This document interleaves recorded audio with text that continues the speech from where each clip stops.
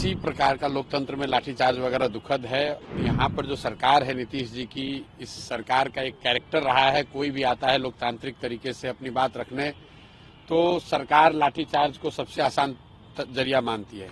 जो पूरा हल्ला हंगामा हुआ वो नॉर्मलाइजेशन को लेकर हुआ है और मुझे लगता है कि इसके लिए सरकार का दोष इतना ही है कि उन्होंने समय रहते लिखित में उसको क्लियर नहीं किया। सरकार की लापरवाही की वजह से ये सारी परेशानी हुई, क्योंकि सरकार को वो करना ही नहीं था। सरकार अभी क्लैरिफाई कर चुकी है कि हमें नॉर्मलाइज नहीं करना था। सरकार की जो कार्यशैली है, किसी बात को समय रहते क्लियर न करना, कोई आ गया डिमांड करने तो उस पर लाठीचार्ज करना या उससे बातचीत न करना, तो दुखद है, नहीं होना चाहिए। देखिए, पहले तो किसी प्रकार का लोकतंत्र में लाठीचार्ज वगैरह दुखद है, लेकिन यहाँ पर जो सरकार है नीतीश जी की, इस सरकार का एक कैरेक्टर रहा है, कोई भी आता है लोकतांत्रिक तरीके से अपनी बात रखने तो सरकार लाठीचार्ज को सबसे आसान जरिया मानती है।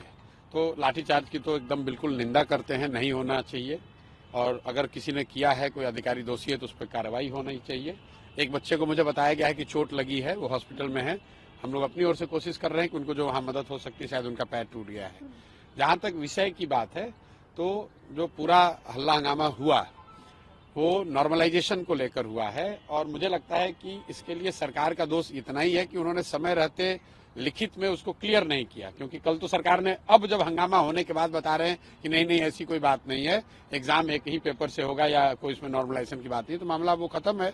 तो ये दिखाता है कि सरकार की लापरवाही की वजह से ये सारी परेशानी हुई, क्योंकि सरकार को वो करना ही नहीं था। सरकार अभी क्लैरिफाई कर चुकी है कि हमें नॉर्मलाइज नहीं करना था, नहीं करना है, एग्जाम एक ही शिफ्ट में होगा, एक ही क्वेश्चन पेपर होगा, तो एज सच कोई मामला नहीं है।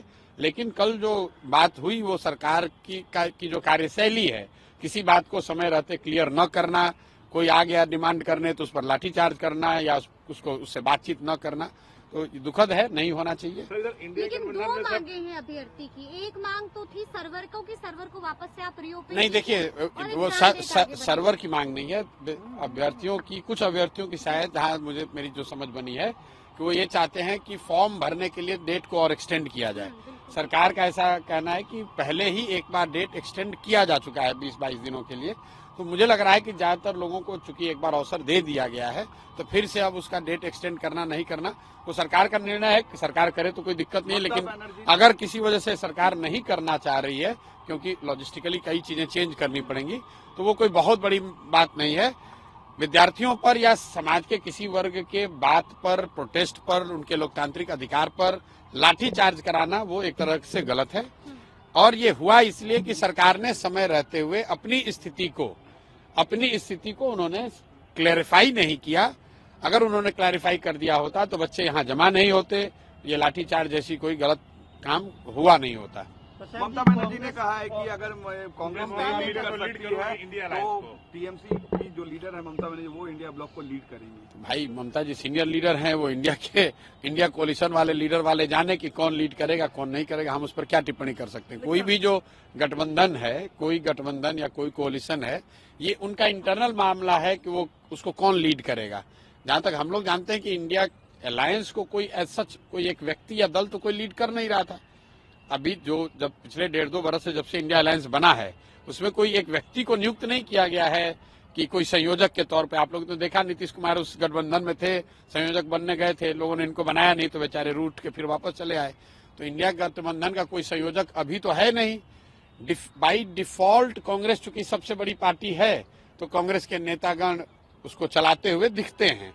तो ममता बनर्जी जी ने अगर मांग रखी है तो इंडिया गठबंधन का मामला है, हम लोग उस पर क्या कह सकते हैं। चाहे समाजवादी पार्टी की बात हो, अडानी वाले प्रोटेस्ट पे पार्लियामेंट में उन्होंने साथ नहीं दिया।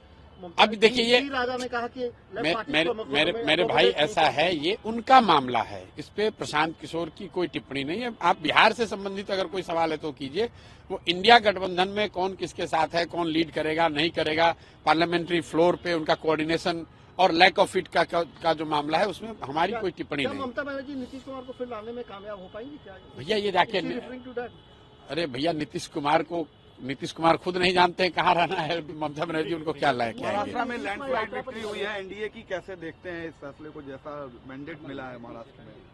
भाई हरियाणा और महाराष्ट्र ये दिखाता है कि जो लोग भी विपक्ष की राजनीति कर रहे हैं, जो भाजपा को हराना चाहते हैं, उनको लंबी और कड़ी मेहनत करने की जरूरत है।